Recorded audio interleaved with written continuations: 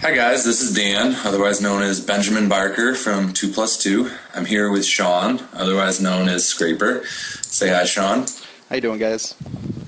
We're just going to make a quick video here going through a structured hand history review of a hand I played some time ago on Poker Stars prior to Black Friday.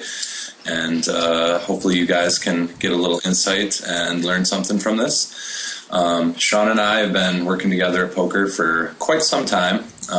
We met on 2 Plus 2 and formed a study group that some of you may know about if you know us from the forums. And we've been working at that for, I don't know, the better part of 2 years now. And we actually just recently started doing some coaching together, and we formed a coaching group, and we offer micro stakes coaching. So you can check us out at 6g1p.com if you want to learn more about that. But the main purpose here is just to kind of give back to 2 Plus 2 a little bit and do a short hand history analysis. This video will probably last about, I don't know, maybe 15 minutes. We don't want to go too long with it, and we're just looking at one hand. So away we go. Do you have anything to add before we get into this, Sean? No, I think that's it. I guess the only thing I'll preface with is that it is a full ring hand history, but I think just given the nature of the hand, the fact that this is going to be blind versus blind, it's going to apply to all the six max guys watching it too, because once you're blind versus blind, it's very, very similar.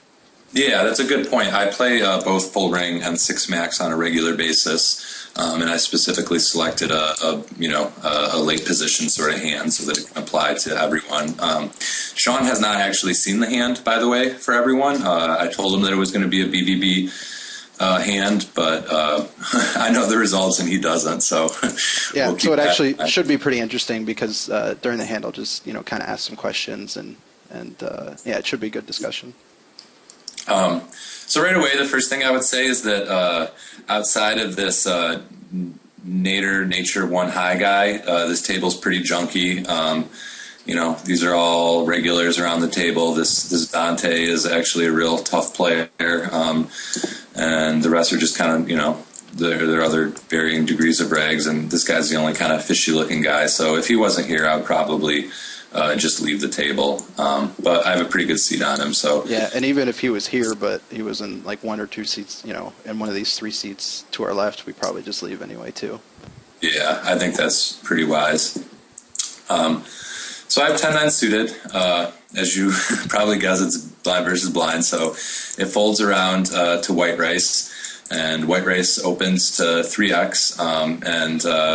Right away, we can just talk about what range of hands we would be flatting and what range of hands we might want to 3-bet against this guy.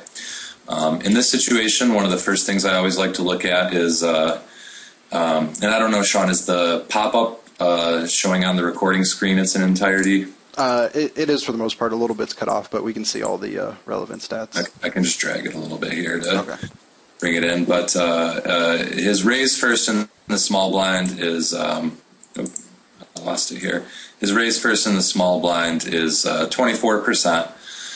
So, we have a decent sample on the guy, so that gives us a starting point. That's a little bit on the low side, I would say. Obviously, this guy's playing 12-10.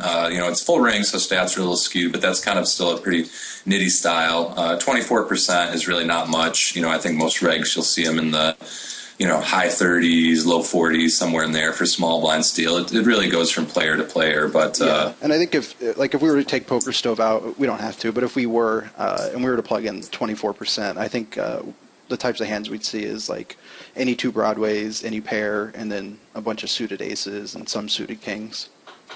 I think that sounds about right. So we might get Poker Stove out later, but for now, I would say against this guy in general, BVB, I'm not going to do a ton of crazy light 3-betting. I'll 3-bet him somewhat light, I guess, but somebody that's opening like 45%, I'm going to kind of attack that with 3-betting a wide range of hands. Against this guy, his fold to 3-bet 71%, and his 4-bet range is only 1.6%. So, I don't think he's going to really the type that's going to 4-bet bluff us too much. So I would be electing to 3-bet him as a bluff with a lot of, ace X and king X kind of hands simply because I have a blocker to his nutted hands. And probably not getting too crazy outside of that. I'm not going to like 3-bet hands like, king, queen for value against this type of player, whereas someone that just never gives up, king, queen or king, jack or things like that could become, value 3-bets. But against this guy, I'm probably just going to 3-bet a polarized range of some bluffs containing ace X or king X blockers, and then, some nutted value hands that I'm comfortable stacking against him, which would probably amount to, ace, king, and jack. The standard, value 3-bets. So, against him, 10-9 suited, I'm definitely not 3-betting. And really against most people, I think blind versus blind in position, 10-9 suited. Some people just like to 3-bet it because they want to play a hand. And, they're like, oh, I want to play, I'm going to 3-bet. But I think this hand has a ton of value in position, especially with deep stacks behind. So I think this is just a pretty... Yeah, I agree. I think a 3-bet would really waste the value of the hand. It's way too good to 3-bet, and certainly not strong enough to get it in. And we're not folding it, so flatting is really our only option here. Great. So we're in agreement. So I call. Flop top pair. Also have a backdoor flush draw. So this is, I would say a really good flop for my hand. His 24% is going to contain a lot of, just random overcards that completely miss this board, pocket pairs, I'm just going to have the best hand quite a bit of the time here. His C-bet overall is 56%. It's probably going to be a little bit different in a BBB sort of situation, but we can at least use that as a general. So regular's 59%. And then just kind of looking at the sample we have, his turn barrel is, about 50%, and then his river barrel is 75%. That's only 4 samples on the river barrel. But, even though it's 4 samples, I guess we can kind of, make a slightly start to infer that, just given the fact that he's kind of a tight player and his C-bet is not super high and his turn barrel is not super high, that, once he fires twice, he's probably just got a good hand, a fair amount, and is gonna fire a third time. So, but on this board texture, I do expect him to see that's what I was about to say. I would think on this board, we're going to end up seeing a C-bet from almost his entire range. It's so dry, and it's so easy for us to miss this flop. I imagine he's just going to C-bet everything. Yeah, I think he would, even the nit knows that he can easily barrel me off 5X or like pocket sixes, and his overcards can certainly hit, and there's a lot of good things, and it's just I'm going to miss this board a lot. So exactly, I think I expect to see that quite often, and probably some barrels on some cards fairly often. But it depends on the guy. I usually take my notes in the poker software client as opposed to in Hem because I'm a fish, and so I don't have my notes on them available. But this hand was played few months ago. I don't really remember the guy too closely, so we just kind of have these stats in a vacuum to go on. So he C-bets. I certainly don't think there's really a ton of merit to raising here. There are certain times that I will raise a decent pair in position post-flop, just for various considerations like inducing spazzes or getting thin calls because I'm repping like on this board I'm repping like a really narrow ballot range. So he might like play back light or he might call light. But this guy in general is kind of just overall our read is that he's mostly just kind of an ABC nitty kind of guy. So I would agree. I think that if we raised him here, he's just going to call with better hands and fold worse hands. It just doesn't accomplish anything.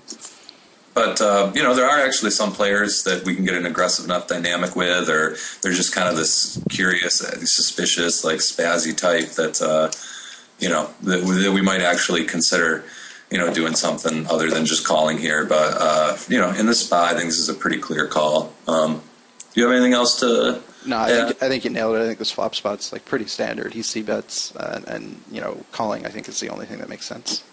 I agree. Okay. So, turn is the 7 of hearts, which is, I think this is great card for us in the sense that, first of all, an overcard didn't hit, so all his overcard hands were still are just air, and we're beating those. And we obviously picked up a flush draw, and it's a backdoor flush draw, so if we hit it, our hand will be. We're much more likely to get paid. And it's good because it just doesn't change the board texture much. It's not, if it was an overcard, he could have improved to beat us, but this really only improves pocket sevens. So we're just if we were head on the flop, we're head now. It's really unlikely that he improved to beat us, and there is a possibility that now he has picked up some type of draw, something like a Jack-9 suited that he may have opened pre-flop, 8-9 suited, or another heart draw that he could continue barreling. So it's actually, overall, it's a good card for us. I would agree with all that. So he bets 9. Do you read into his bet size at all? I don't. It's hard to say without my notes on the guy. Offhand, I wouldn't read too much into it, to be honest. I think that because, this, in the replayer, it doesn't account for rake. Mm-hmm. So the pot's probably, $13. I don't know, maybe it's $12.85 or something. So I don't read too much into it. It's a little on the smallish side, but if you just mash the pot button, I think we could say that sort of action more so polarizes his range a little bit. But I don't know that I would read too much into this. Yeah. I don't know. What do you think? Yeah, I agree with you. I was just asking. Okay, so what do you think here? I mean, obviously we're not folding. What do you think here about calling versus raising and plans for rivers and such? Yeah, I think I think they both kind of have merit. I would much more lean towards calling. Raising, if we had some type of read on the guy that he just doesn't barrel light. If he had a draw, he would just check call or something, or he would bet smaller. Then we could interpret this as kind of a strong hand, and maybe raising to try to rep a set might be correct, but I doubt that. It is blind versus blind, so trying to take him off of a hand better than a pair of tens doesn't make a ton of sense to me.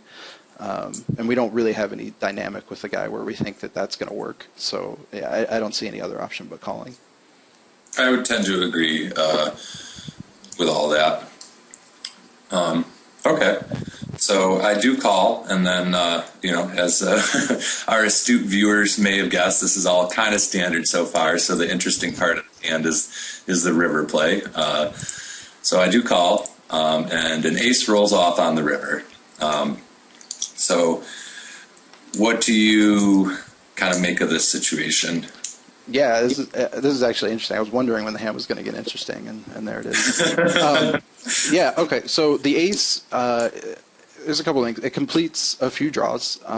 If he double-barreled an ace-2 or ace-4 suited, now he's got a pair of aces. But even so, I'm not even sure that he would value bet a hand like ace-4. He seems kind of nitty. I don't know. I think he should, but I think that some guys might even just check and be like, oh, I was bluffing, and now I hit an ace, and I'm just going to check. So I think it's possible that some of his aces he would not value bet unless it was a hand like ace-jack of hearts, like a better ace-x of hearts, or a hand like ace-10. Yeah, just before we continue on that point, too, I think it's certainly possible that he double-barreled with just ace-jack or ace-queen or ace-king also.